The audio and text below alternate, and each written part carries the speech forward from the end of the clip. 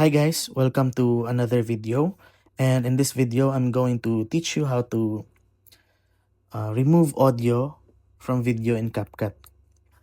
So first, let's click this new project button and let's search for a video with audio. Let's say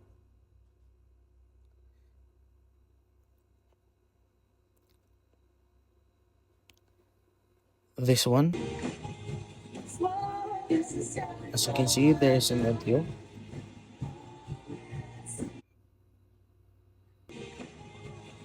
So you you